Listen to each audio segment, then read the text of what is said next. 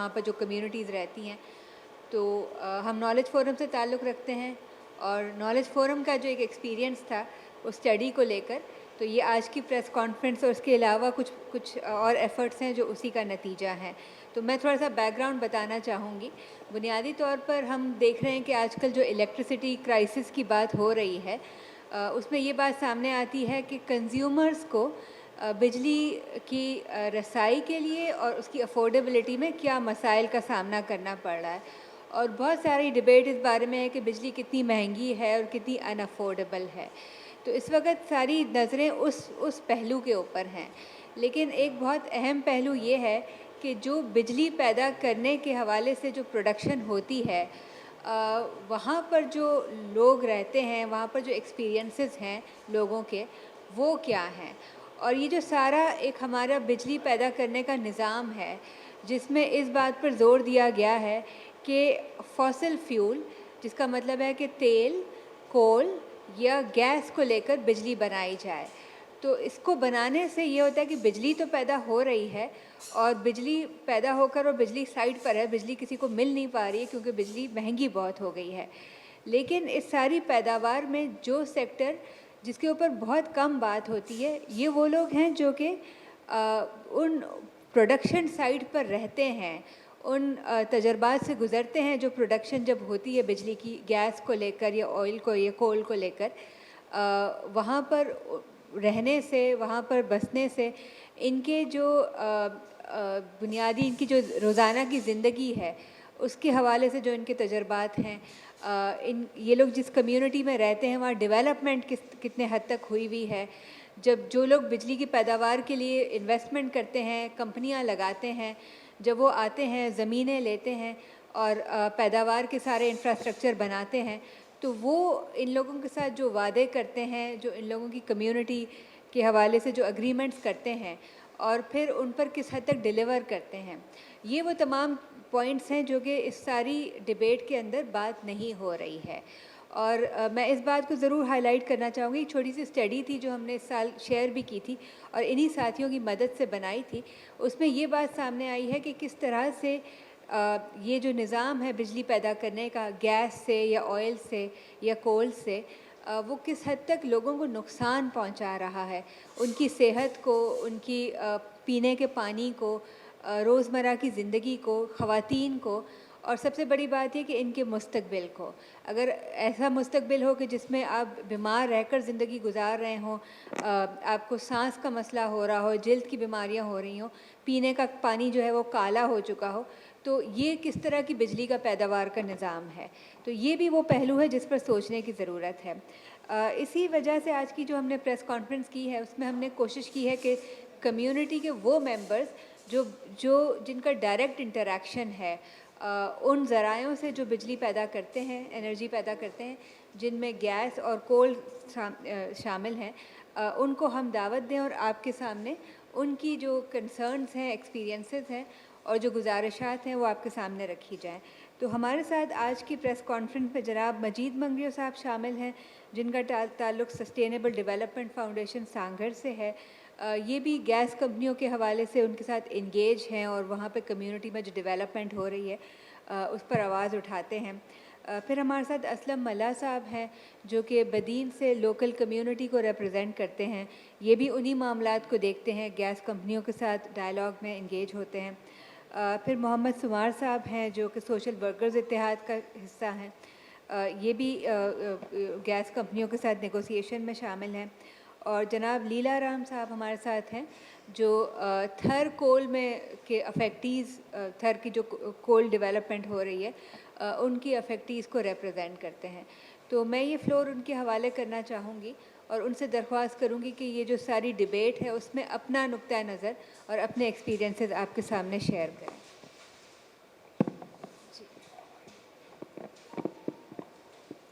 Thank you.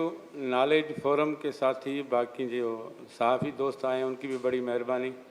इस अहम मौजू पे आज मुझे मौका मिला है आपसे बात करने की। मेरा ताल्लुक़ सांगड़ से है। सांगड़ में सिंध की तरह ऑयल एंड गैस बहुत ज़्यादा निकलता है।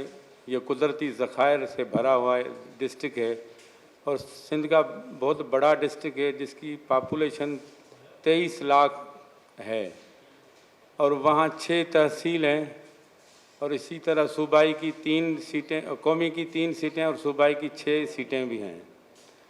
लेकिन वहाँ जो कुदरती ये ज़ख़ायर निकल रहे हैं उनका मकामी तौर पर लोगों को कोई फ़ायदा नहीं हो रहा है, कोई तरक्की नहीं हो रही है, कोई डेवलपमेंट नहीं हो रही है। काफ़ी अरसा पहले सुप्रीम कोर्ट में अब्दुल हकीम खोसो एडवोकेट था और एक अनवर महमूद निज़ामानी, उन्होंने केस दायर किया था। तो इफ्तिखार चौधरी सर जब सुप्रीम कोर्ट के चीफ जस्टिस थे, तो उसी फैसले में ये हुआ था कि ये डेवलपमेंट का बहुत सारा पैसा पिया है CSR का, वो आप खर्च करें डेवलपमेंट पे। तो उससे ये हुआ कि कुछ बड़े रोड्स जो शहर सांगड़ से लेकर नवाबशाह तक, यहाँ सांगड़ से मीरपुर खास तक, हैदराबाद तक, ये बड़े रोड मेन कुछ बने हैं उस फंड से। उसके अलावा बाकी मकामी सतह पर जो छोटे लिंक्स रोड हैं या कोई हेल्थ की सहूलत है, इस तरह की कोई चीज़ नज़र नहीं आती और न इन पैसों का पता है कि कितनी डेवलपमेंट की कास्ट है, जो 4% इनको देनी चाहिए वो कितनी होती है और कहाँ खर्च होती है। ज़्यादातर जो हमें नज़र आता है कि उन वडेरों के या जो बासर लोग हैं उनके फार्म हाउस बनते हैं, फार्म हाउस तक रोड बनते हैं उनके पर्सनल पे, लेकिन पब्लिक के लिए कोई सहूलत मुयसर नहीं है। रावतियानी गांव में बहुत बड़ी जो है कैंप है उनकी, ऑयल एंड गैस की फील्ड है, नवाबशाह रोड पे सांगड़ से सिर्फ 10 किलोमीटर के फासले पर है और रावतियानी शहर बिल्कुल उनके साथ है फील्ड के। लेकिन उस एरिया में कोई 8-10 गांव हैं जिसमें उन्होंने गैस की लाइन आज से 3 साल पहले बिछाई थी कि हम आपको गैस दे रहे हैं, लेकिन वो गैस बंद है, आज तक नहीं मिला है। उसकी वजह ये बता रहे हैं कि वफाकी गवर्नमेंट से गैस का नया कनेक्शन देने पे पाबंदी लग गई है, तो हम आपको गैस नहीं दे सकते हैं। वो गैस डायरेक्ट यहाँ से जाती है पंजाब तक, फिर कहाँ डिस्ट्रीब्यूट होती है वो आपको भी पता होगा। तो इस तरह की चीज़ें हैं। वहाँ एक बस शुरू की थी कि छोटे बच्चों को स्कूल लेके जाएगी सांगड़, वो कोई 2-3 महीने चली, वो बस उन्होंने बंद कर दी है सिर्फ दिखाने के लिए। इसी तरह कोई मकामी तरह से कोई उसकी डेवलपमेंट कोई नज़र नहीं आ रही कि कहाँ पैसा खर्च हो रहा है। वहाँ फैक्ट्रीज़ बहुत ज़्यादा लगी हुई हैं, सांगड़ डिस्ट्रिक्ट में काटन फैक्ट्रीज़, ऑयल फैक्ट्रीज़ हैं, तो उनका जो धुआं और गैस है वो भी माहौल को ख़राब कर रहा है। लोगों में बीमारियां हैं, सांस से लेकर चमड़ी की तक बीमारियां हैं। तो उस हवाले से भी कोई इस तरह की चीज़ नज़र नहीं आ रही। तो हम सब ये डिस्ट्रिक्ट के जो दोस्त हैं, हर डिस्ट्रिक्ट में इसी तरह के मसाइल हैं, हम चाह रहे हैं कि मिल के आप तक की आवाज़ उठाएं और आप मीडिया में उसको चीज़ को हाईलाइट करें ताकि ये डेवलपमेंट का CSR का जो पैसा है वो मकामी लोगों पे, मकामी डेवलपमेंट पे खर्च किया जाए। Thank you.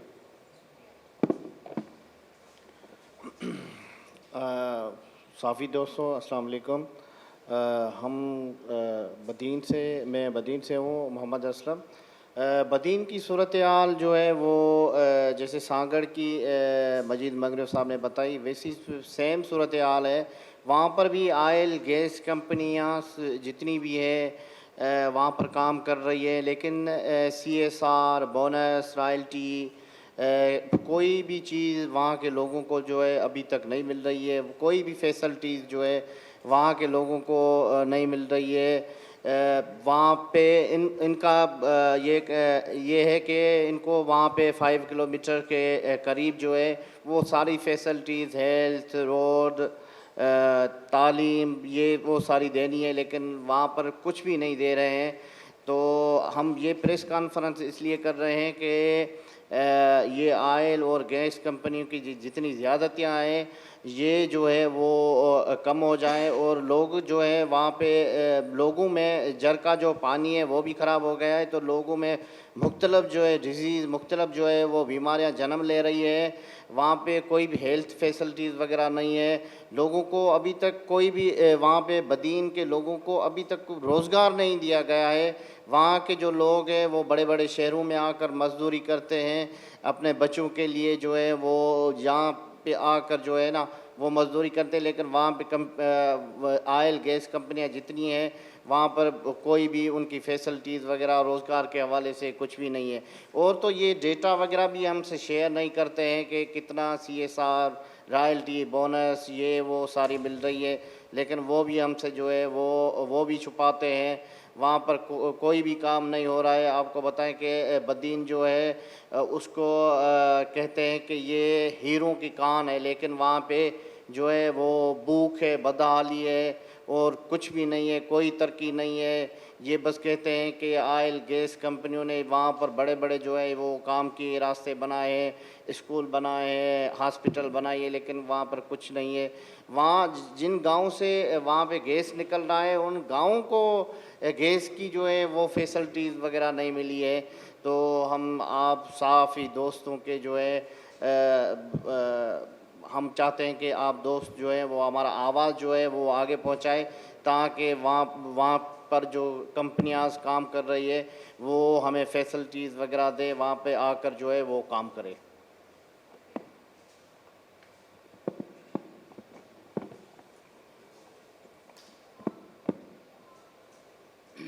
मेरा ताल्लुक डिस्ट्रिक्ट थरपारकर से है और लीलाराम मेरा नाम है। 2016 या 15 से लेके हमारे पास जो है ना वो थरकोल ब्लॉक 2 और ब्लॉक 1 पे जो है ना वो कंपनीज़ काम कर रही हैं, जिसमें जो है ना वो Sindh Engro coal mining company है और सबसे पाकिस्तान का जो सबसे बड़ा एक प्रोजेक्ट है जिसको नाम दिया गया है सीपेक का, और जिसको जो है ना वो एनर्जी सेक्टर में एक अहमियत है कि हम जो है ना वो इलेक्ट्रिसिटी प्रोड्यूस वगैरह कर रहे हैं और पाकिस्तान जो है ना वो रोशन होगा और थर जो है ना वो उसी को ही पूरे पाकिस्तान को बदलेगा।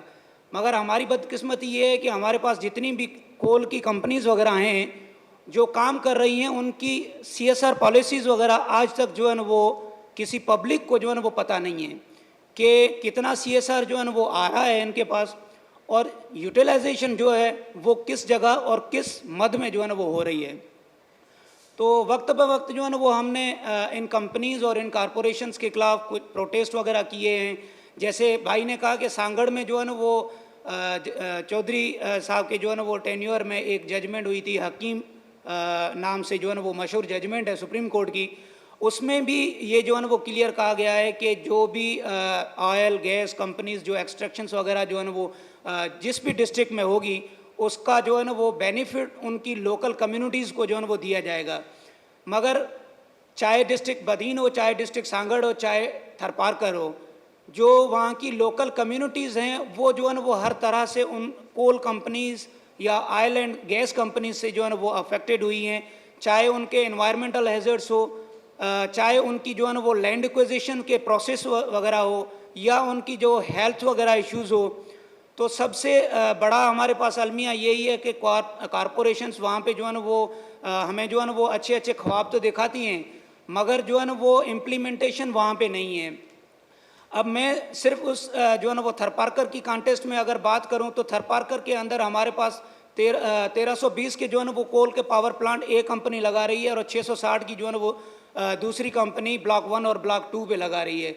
मगर उनका जो रेजिड्यू है, जैसे थरकोल ब्लॉक 2 से जो है ना वो अंडरग्राउंड वाटर वगैरह निकाल के मेरे ही जो है ना वो गांव के बराबर में तकरीबन 1500 एकड़ ज़मीन उन्होंने जो है ना वो अक्वायर की है, मगर उनका सारा जो प्रोसेस वगैरह था वो इलीगल था। 2016 में जब इन्होंने जो है ना वो गुरानू रिजर्वायर वगैरह बनाया तो उस पर हमने जो है ना वो एक पिटीशन भी फाइल की, हम लिटिगेशन में भी गए, साथ साथ हमने जो है ना वो इन कॉरपोरेशन इन कंपनी से बात भी की। मगर 2016 से लेके आज तक 2023 तक उस गोरानू की जो भी सराउंडिंग हैं, उनके जो 12 विलेजेस वगैरह हैं या उनकी जो लैंड उन्होंने अक्वायर वगैरह की है, उसमें 2016 से 2023 तक आज तक कोई भी एज इम्प्रूवमेंट जो है ना वो नहीं आई जिसको हम कहें कि हमारी जो है ना वो कंपनीज़ वगैरह जिनकी जो CSR है या उनकी जो पॉलिसीज़ वगैरह हैं उसमें जो है ना वो हमें बेनिफिट्स वगैरह मिल रहे हैं। तो सिर्फ इंफ्रास्ट्रक्चर बनाने से जो है ना वो एक इकोनॉमिकल जो है ना वो फाइनेंशियल पोजीशन जो एक बंदे की है उसमें जो है ना वो चेंज नहीं आती। लोगों के आज भी मसाइल वही हैं जो इन कोल कंपनीज से आने के पहले भी थे।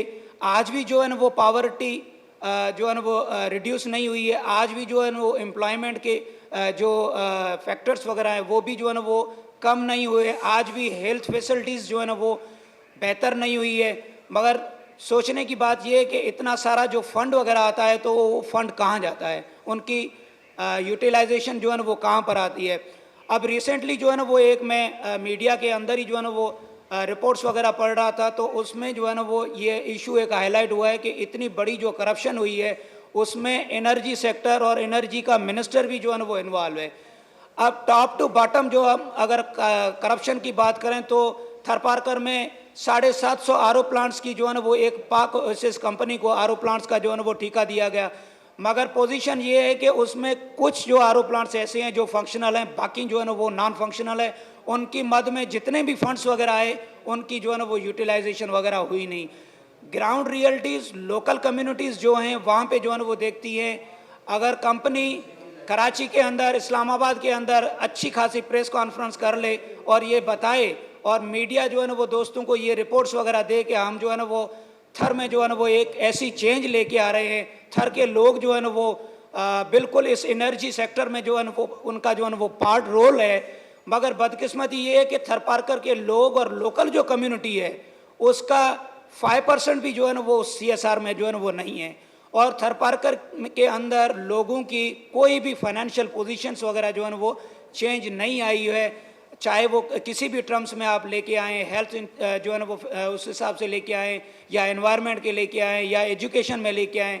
हमारे पास हमारी जो लैंड है उसको अक्वायर करने का जो तरीका है वही एक पुराना है, 1984 का लैंड एक्विजिशन एक्ट जो है ना वो हमारे ऊपर जो है ना वो इम्पोज इन्होंने किया है। उसी के तहत जो है ना वो लैंड अक्वायर की जाती है, मगर उसके अंदर रिफॉर्म कोई भी नहीं है।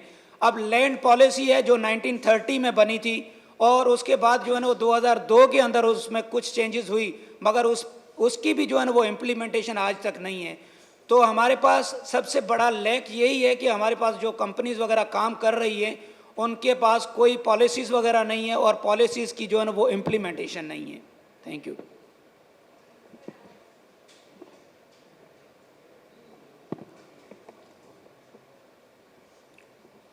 अस्सलाम वालेकुम।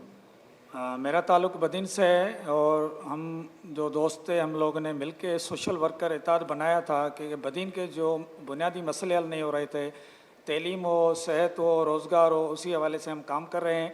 और डिस्ट्रिक्ट बदीन जो है वो हमारा मालदार ज़िला है, वहाँ से गैस और आयल और मुख्तलिफ़ चीज़ें वहाँ से निकलती है और उसकी जो रॉयल्टी मिलती है वो हमें भी मालूम नहीं है और बदीन की जो पब्लिक है उसको मालूम नहीं है कि ये पैसे कहाँ जा रहे हैं, कहाँ पर खर्चे हो रहे हैं। हमने मौजूदा जो DC था, ADC 1 था, हम उससे मिले थे टीम के थ्रू, तो उसने बोला कि हम ये जो CS आ रहा है ये जो MN है उसके फंड में आ रहा है, जब तक वो नहीं आएगी तब तक हम पैसे ये शो नहीं करेंगे। और जहाँ से ये गैस और ऑयल निकल रहा है बदीन के गांव से, वहाँ पर जो गांव है वहाँ पर भी गैस नहीं है और वहाँ पर जो गांव में लोग रह रहे हैं उनको मुख्तलिफ़ बीमारियों का मसला है। वहाँ का जो पानी था जर का वो खारा हो गया है, वहाँ पर लोग जो है मुश्किलात में हैं। और डिस्ट्रिक्ट बदीन से इतना कमज़ोर लोग बन गए हैं कि अभी इस वक्त 40% लोग जो बदीन डिस्ट्रिक्ट से अपने गांव छोड़कर अपनी चीज़ें बेचकर वो डिस्ट्रिक्ट छोड़कर चले गए हैं, क्योंकि बेरोज़गारी तो हमारे पास ज़्यादा है और सेहत का हमारे पास बहुत बड़ा मसला है, तालीम का भी हमारे पास बहुत बड़ा मसला है और रोज़गार भी हमारे पास बहुत बड़ा मसला है। हम चाहते हैं कि आप साफ़ी भाई हमारे आवाज़ बनो और ये गैस और तेल की जो रॉयल्टी बदीन डिस्ट्रिक्ट को मिल रही है वो कहाँ पर खर्च हो रही है, किसको मिल रही है, कौन खा रहा है। हम चाहते हैं कि ये तेल गैस की जो रॉयल्टी है ये हमारे लोगों पे खर्च हो, वहाँ के मुकामी जो लोग हैं उन पर खर्च हो, तो ये बेहतर रहेगा।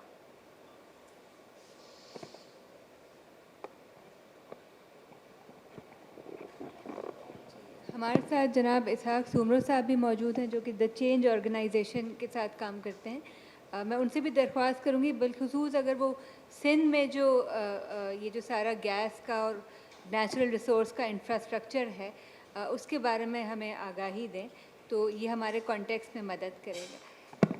Thank you miss Xenia. मेरे दोस्तों ने सांगड़ की, थर की और बदीन की सूरत हाल आपको सुनाई। मैं ऑल ओवर सिंध की हवाले से आपको थोड़ा ब्रीफ करूंगा, क्योंकि मैं काफ़ी सालों से इन चीज़ों को भी देख रहा हूं उन दोस्तों के साथ कि अब भी सिंध जो है वो 65% गैस इस मुल्क की पैदा कर रहा है, 65%। और आयल जो है वो 56%। इस मीन्स के आयल और गैस में हम जो है सिंध प्रोविंस सबसे ज़्यादा जो है पैदावार दे रहा है। और उसके बाद जो कोल है, कोल से भी इस वक्त जो है इनकी दावा है कि 6,500 मेगावाट बिजली पैदा हो रही है। बदकिस्मती है कि सिंध में जो अजला हैं जहाँ से ज़्यादा नेचुरल रिसोर्सेज निकल रहे हैं, वहाँ के लोगों की हालत बद से बदतर है। 82 में पहली मर्तबा बदीन से तेल निकला था, 82 में। अभी उसको 41 साल हो गए हैं, लेकिन वो बदीन की वो जो यूसी थी, मेरे ख्याल में कड़ियो कंवर के पास है, अहमद बुग्यो, अहमद राजो, और ये उनकी हालात आज भी आप उनकी हालत देखेंगे, आपको अफसोस होगा कि 42 साल से वहाँ पहले मर्तबा तेल और गैस निकला और उसके बाद भी उनकी किस्मत नहीं बदली। इस तरह आज डिस्ट्रिक्ट सांगड़ जो है सबसे ज़्यादा आयल और ये गैस प्रोड्यूस कर रहा है। बदीन टॉप पे था, लेकिन अभी उसकी थोड़ी कम हो गई है। मैं आपको एक और दिलचस्प बात बताऊं कि बलूचिस्तान की सुई का जो इलाका है, पूरा बलूचिस्तान, उससे सिर्फ 19% गैस पैदा होती है, 19%। और हमारी माड़ी गैस फील्ड जो है अपनी घोटकी की, उसकी जो पैदावार है वो सुई से ज़्यादा है। लेकिन बदकिस्मती से सिंध का केस, सिंध के नेचुरल रिसोर्सेज को जिस तरह से निकाला जा रहा है और वो डिप्लीट हो रहे हैं, और कहाँ खर्च हो रहे हैं, कैसे खर्च हो रहे हैं, इसका कोई नहीं है। सिंध हुकूमत ने पावर की जो डिपार्टमेंट बनाई है, लेकिन जहाँ तक मैंने स्टडी की है तो उनके पास कोई अख्तियार नहीं है। ये अख्तियार भी नहीं है, या उनके पास ये मैंडेट नहीं है, या उनके पास वो जुर्रत भी नहीं है कि सांगड़ की ऑयल एंड गैस कंपनीज़ जो हैं उनको सिर्फ चेक एंड बैलेंस करें कि वो कितनी ऑयल एंड गैस निकाल रहे हैं। तो इस किस्म की जो सूरत हाल है वो सिंध में हुकूमती सतह पे भी बहुत, और जो चीज़ें मिलती हैं रॉयल्टी की मुद्द में, उन डिस्ट्रिक्ट्स में खर्च नहीं हो रही है। और जो प्रोडक्शन बोनस की रकम है उस पे इन्होंने एक जो सिस्टम बनाया है कि उसके चेयरमैन जो होंगे वहाँ के MNA होंगे, और उसके सेक्रेटरी जो होंगे उसके डिप्टी कमिश्नर होंगे। तो प्रोडक्शन बोनस की जो रकम है उसका भी जो इस्तेमाल होता है काफ़ी ज़िलों में बिल्कुल ही वो जो है गैर किस्म की चीज़ों को हो रहा है। पिछले 15 दिन पहले सिंधी और अंग्रेज़ी और स्पेशली डॉन अखबार में सिजावल डिस्ट्रिक्ट्स में तकरीबन 150 स्कूलों की एक फहरिस्त छपी थी कि भाई हम इन स्कूलों को पैसे दे रहे हैं। हम कहते हैं कि अगर स्कूलों पे पैसे प्रोडक्शन बोनस के पैसे जो है स्कूलों पे खर्च हो रहे हैं, तो स्टेट क्या कर रही है? ये तो स्टेट की जिम्मेदारी है ना कि प्राइमरी स्कूलों को बनाए। तो ये हमारे नेचुरल रिसोर्सेज की जो आमदनी है वो वहाँ के मकामी बाशिंदों की असल ज़रूरियात पे खर्च होनी चाहिए, न कि स्टेट की जो चीज़ों को। और वो जो है वो जो स्कूल बन रहे हैं यहाँ, वो मैंने खुद जाके देखे हैं कि वहाँ कोई स्कूल नहीं बन रहा है, कोई रिनोवेशन नहीं हो रही है। इस सिलसिले में हमारा मुतालबा है कि सिंध के ज़रखेज़ सबसे ज़्यादा पैदावार देने वाले डिस्ट्रिक्ट सांगड़, बदीन, थरपारकर, इवन आपका खैरपुर जो है, दादू जो है, इनमें उन जगहों पे जहाँ से तेल और गैस निकल रहा है वहाँ के लोगों की किस्मत नहीं बदली है। और खुदारा प्रेस मीडिया सब इस चीज़ को आगे बढ़ाए और सिंध के इन ज़रखेज़ अजला से लोगों को फ़ायदा पहुँचाया जाए। और वो सिंध हुकूमत को भी जो है इस पर नोटिस लेना चाहिए, और अपनी जो मेकेनिज़्म है वो उसको देखने का मेकेनिज़्म जो है वो उस पर सख्ती की जाए। और ये इजाज़त वफाक से लेकर और उनको जाके और देखना चाहिए कि कितनी निकल रही है और ये हमें कितने पैसे दे रहे हैं। Thank you. शुक्रिया। शुक्रिया कि तमाम साथियों ने जो बात की उसमें मैं एक बात ज़रूर ऐड करना चाहूँगी, क्योंकि हमारा मकसद सिर्फ ये नहीं है कि हम CSR के हवाले से जो जो डेफिशिट्स हैं, जो मसाइल हैं, उसको उजागर करें। वो यकीनन कम्युनिटीज़ के लिए वो बहुत तकलीफ़ का बायस है, लेकिन ये बात भी समझना बहुत ज़रूरी है, और इनके सबसे बड़े विक्टिम्स ये कम्युनिटीज़ हैं जो यहाँ बैठी हुई हैं, कि ये जो फॉसिल फ्यूल के ज़रिए एनर्जी पैदा करने का जो सारा अमल है, ये बहुत ज़्यादा नुकसानदेह साबित हो रहा है लोगों के लिए और कम्युनिटीज़ के लिए। और ये कि पाकिस्तान जो अब क्लाइमेट चेंज का एक सबसे बड़ा विक्टिम है, पाकिस्तान अब 7वें नंबर पर है जो क्लाइमेट चेंज के हवाले से जो नुकसानात हैं। लेकिन साथ साथ में पाकिस्तान को ये भी देखने की ज़रूरत है कि पाकिस्तान दुनिया का तीसरा बड़ा पोल्यूटर मुल्क है। तो पोल्यूशन तो इसी तरह हो रही है ना कि कोल से बिजली पैदा हो रही है, गैस से बिजली पैदा हो रही है, और ये जो यहाँ पर जिन उनकी बात कर रहे हैं, कम्युनिटीज़ की बात कर रहे हैं, ये वही कम्युनिटीज़ हैं जो पोल्यूशन का सामना कर रही हैं, पुअर एयर क्वालिटी का सामना कर रही हैं, और इसी वजह से उनको अपना घर छोड़ना पड़ता है, उनको मज़ीद गुर्बत के उस दायरे में गिरना पड़ता है। तो ये वो कीमत है जो हम इस तरह की बिजली की पैदावार की दे रहे हैं, और क्लाइमेट चेंज के माहौल में अब मज़ीद हम इस तरह की पैदावार के मुतामिल नहीं हो सकते। तो ये बहुत ज़रूरी है कि हम ये सोचें कि हम बिजली की जो बिजली पैदा कर रहे हैं, जो हम समझ रहे हैं कि हम अपनी इकोनॉमी को बढ़ाने के लिए बिजली ज़रूरी है, लेकिन जो बिजली पैदा हो रही है वो किस तरह से आपके सोशल उसको नीचे गिरा रही है, तो इसका कोई फ़ायदा नहीं हो रहा है सारे अमल का। तो हम ये बात ज़रूर टेबल पर रखना चाहेंगे कि इस सारे प्रोसेस को सोचने की ज़रूरत है, और हमें ये फॉसिल फ्यूल की बिजली पैदा करने के ज़रायों को ख़त्म करने की ज़रूरत है, क्योंकि कोई भी अगर कंपनी कितने भी पैसे दे दे, लेकिन वो जो आपके ज़िंदगी पे और जो आपकी सोशल उस पर असर पड़ रहा है, वो पूरा नहीं होगा जब तक कि हम अपने इस तरीक़ाकार को बदलेंगे नहीं। सो इसके साथ ही अगर आपके कोई सवालात हों तो ज़रूर कीजिए। जी प्लीज़। या जी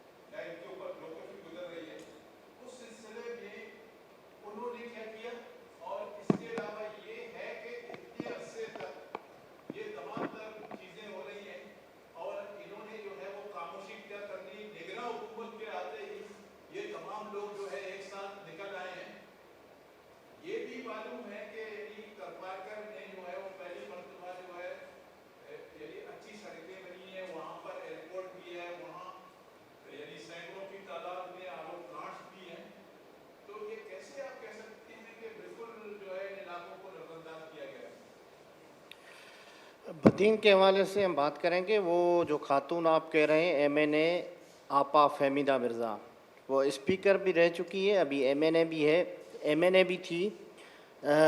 जब हम उनसे मिलने की कोशिश करते थे तो वो ये जो 5 साल गुज़रे हैं वो इस्लामाबाद में ही रही थी। वो एक दिन भी यहाँ पर किसी से भी नहीं मिली थी। जो यहाँ से लोग वहाँ पर गए थे उनको भी कह देते थे कि मोहतरमा यहाँ पर नहीं है, तो वो क्या करेगी? वो तो अपने फार्म जो है वो बनाने में लगे हुए हैं, अपने फ़िश फार्म बनाने में लगे हुए हैं, अपने बंगलेज बनाने में लगे हुए हैं, अपनी गाड़ियाँ बनाने में लगे हुए हैं। उनको क्या पता कि लोग भूख मर रहे हैं, लोगों के पास सड़कें नहीं हैं, लोगों के पास बहुत सारे मसले मसाइल हैं। तो वो ये लोग और आप बात कर रहे हैं कि आप अभी जो हैं वो निकले हैं, जब निगरान आई है, आप पहले क्यों नहीं निकले थे? हम शुरू से ही भाई जो है ना आवाज़ उठा रहे हैं, चीखे मार रहे हैं, रोडों के ऊपर हैं, हम बार बार प्रेस कॉन्फ्रेंस कर रहे हैं। हम आपको पहले भी बता रहे हैं कि हम डीसी से मिले हैं, मुख्तलिफ जो है इदारे हैं, हमने कंपनी के ऑफिस के आगे भी हमने जो है जो धरने दिए हैं, बड़ी बड़ी रैलियां निकाली है वहाँ पे। हम तो शुरू से आवाज़ उठा रहे हैं, हम इनकी जो एक एक चीज़ है उसके ऊपर बात कर रहे हैं। और आप कह रहे हैं कि थर में ये बदीन की आरओ प्लांट की बात करें कि 130 जो आरओ प्लांट है बदीन में दिए गए हैं, वो कहते हैं कि हमें जहाँ ऑयल और गैस कंपनी की सपोर्ट है वहाँ पर आप जाएंगे कि उन आरओ प्लांट, वो फिल्टर प्लांट की जो टोंटियाँ हैं जहाँ से पानी निकल रहा है वो भी नहीं है। तो ये तो दावाएं करते हैं कि हमने ये कर दिया है, हमने पेरिस बना दिया है, बदीन को ये बन गया है, थर पार्कन में बड़े बड़े जो है वो रोड दे गए हैं, एयरपोर्ट बन गई है। लोगों को पता भी नहीं है एयरपोर्ट कहाँ है। लोग ये जो रोड थर पार्कन में जो रोड दिए गए हैं वो अपने इनके लिए, कंपनी के लिए, जहाँ तक ये कंपनी की एक्सेस है, जहाँ तक इनकी गाड़ियाँ जाती है वहाँ तक रोड है। कहाँ पर भी रोड, वहाँ पर रास्ते नहीं है। अगर किसी गांव में आग लग जाती है तो 3 दिन के बाद फायर ब्रिगेडर वहाँ पर पहुँचती है। आप बताएं कि किस तरीके से लोग जो है वो वहाँ पे लोगों के साथ ज़्यादतियाँ हो रही है। अभी अभी पानी की टेस्ट करवाई है थरकोल के गांव के नज़दीक, जितने गांव है वहाँ से हमने पानी की टेस्ट करवाई है। उसमें पता नहीं कौन कौन से वो जो है केमिकल्स, जहर जो है वो शामिल है। वो ये तो गवर्नमेंट और कंपनी तो उनको भी नहीं मानती है, कहती है कि ये झूठी है। हम कहते हैं कि आए आपसे मिलकर हम जो है वो रिपोर्टें करवाते हैं। लोगों को जो ज़मीनें हैं वो ज़बरदस्ती ज़्यादती करके वो छीन रहे हैं। अभी जहाँ से जो कोल पावर प्लांट लगाए गए हैं वहाँ के जो नज़दीक गांव है वो सारी रात सोते नहीं है, इतनी बदबू है, इतना धुआं है वहाँ पे, जो ऐश निकल रहा है वहाँ से। जो हमारे गाँव के जो जानवर है, माल मवेशी यहाँ से गुजरते हैं, उनसे गुजरती है तो वो जल जाते हैं, वो मर जाते हैं। जो डैम बना है, गोड़ाणू डैम, दुकुरचो डैम, अभी जो डैम बने हैं वहाँ पर उनके जो इर्द गिर्द जो गांव है, जो उनके नज़दीक जो गांव है, उनके जो माल मवेशी है वो भी उन डैम में फंस कर मर जाते हैं। कोई आवाज़ उठाने वाले नहीं है। वहाँ के कुएँ जो है वो ख़राब हो चुके हैं, वहाँ का जो पानी है वो ख़राब हो चुके हैं, वहाँ की जो माहौलियात है, वहाँ के जो दरख्त है वो सारे ख़त्म हो चुके हैं। कोई वहाँ पे सुनने वाला नहीं है। हम तो सारी दिन जितना भी जहाँ जब से ये कोल पावर प्लांट 2016-15 से शुरू हुए, ये दोस्त जो है हमारे, हम भी आवाज़ उठा रहे हैं। और ऑयल गैस कंपनी के ऊपर हम बार बार, हम 2008 से मेरे अब्बू 2008 से जो है ना वो ऑयल गैस कंपनियों के खिलाफ जो आवाज़ उठा रहे हैं कि हमें जो है राइट दें।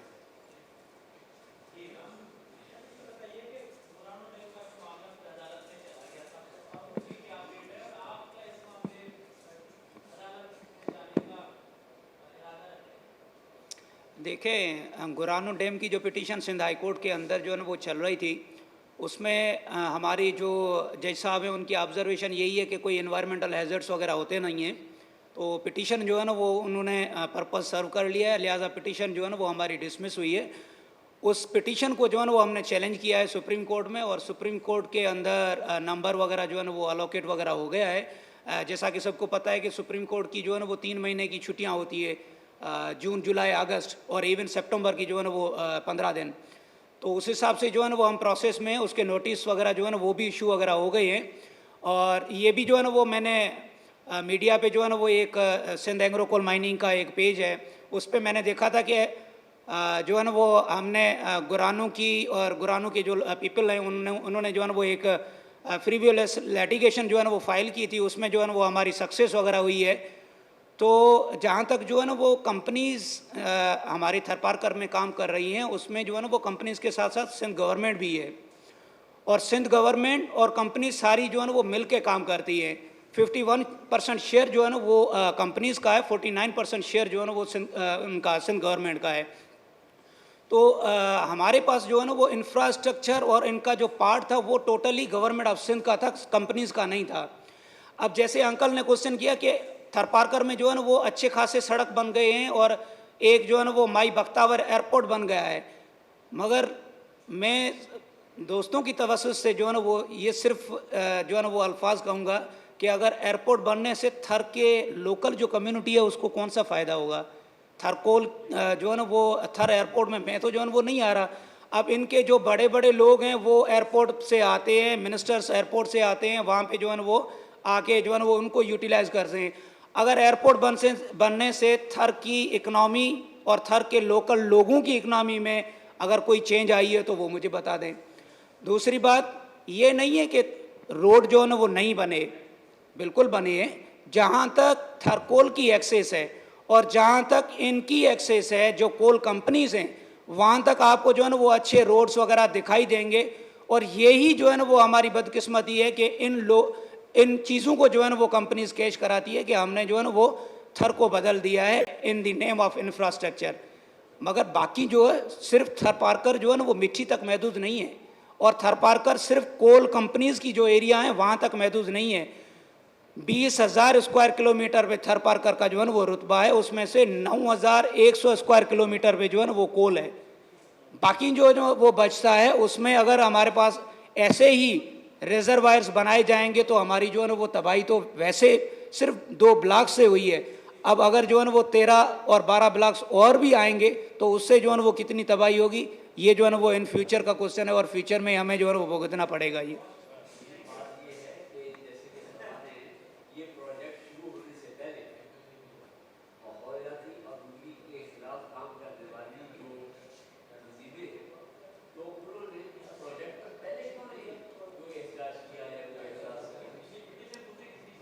देखें, बात ये है कि हमें जो है ना वो हमारे पास थरकोल का जब प्रोजेक्ट वगैरह हुआ है जो जहाँ तक जो है ना वो मैंने स्टडी की है, अब 2015 में इन्होंने एक सोशल एनवायरमेंटल इम्पैक्ट असेसमेंट जो है ना वो कंपनी ने बनाई अलॉन्ग विथ जो है ना वो गवर्नमेंट ऑफ सिंध के साथ। अब उसके अंदर आप डेटा देखेंगे तो डेटा वो है जो कॉपी पेस्ट किया हुआ है प्रीवियस जो है ना वो कंपनीज जो वहाँ पे एनजीओज और सेक्टर जो है ना वो काम कर रहा है। अब जो रियल अफेक्टी है, जो रियल विलेजर्स हैं, उनकी डेटा जो है ना वो कलेक्शन हुई नहीं है। हमारी यही बदकिस्मती है कि हमारे पास जो एनवायरमेंटल डिपार्टमेंट काम कर रहा है वो भी इंस्ट्रक्शंस गवर्नमेंट ऑफ सिंध की के ऊपर ही करेगा और इनकी जो स्टैंडर्ड्स हैं उनको फॉलो करेगा। अब गुरानो या उनकी जो थरकोल की असेसमेंट हुई है, अब उसकी सराउंडिंग्स के जो भी विलेजेस हैं उनकी ना ही एनवायरमेंटल असेसमेंट हुई है, ना ही उनकी पॉपुलेशन असेसमेंट हुई है, ना ही उनका जो है ना वो रिस्क कवर हुआ है कि इनकी लाइफ स्टॉक कितनी जो है ना वो बैडली अफेक्ट होगी। और चाहे वो कोल पावर प्लांट से पहले या जो है ना वो कोल पावर प्लांट जब से स्टार्ट हुए हैं आज तक हम यही क्राई करते आ रहे हैं कि हमें जो है ना वो एक्चुअल डेटा तो हमें दें कि कितने लोग अफेक्ट होंगे, कितनी जो है ना वो लाइफ स्टॉक अफेक्ट होगी इन पावर प्लांट से और पावर प्लांट से हट के। अब जहाँ तक मैंने जो रिजर्वायर की बात की वो किसी ब्लॉक में नहीं आता। गुरानो रिजर्वायर है, दुकड़चो रिजर्वायर है, वो पार्ट ऑफ द ब्लॉक नहीं है। और बगैर जो है ना वो पार्ट के 1500 एकड़ ज़मीन जो है ना वो सिर्फ गुरानो की सराउंडिंग में अगर डिस्टर्ब हो रही है, ऐसे ही 600 एकड़ जो है ना वो अगर दुकड़चो की हो रही है तो एक ब्लॉक की इतनी ज़मीन जो है ना वो डिस्टर्ब होती है। तो कल जो है ना वो इतने और भी ब्लॉक आने हैं तो उससे कितनी ज़मीन अफेक्ट वगैरह होगी। और जो रिपोर्ट्स वगैरह है वो सारी टोटली बेस करती हैं उनकी जो डेटा कलेक्शन है ना उसी पे।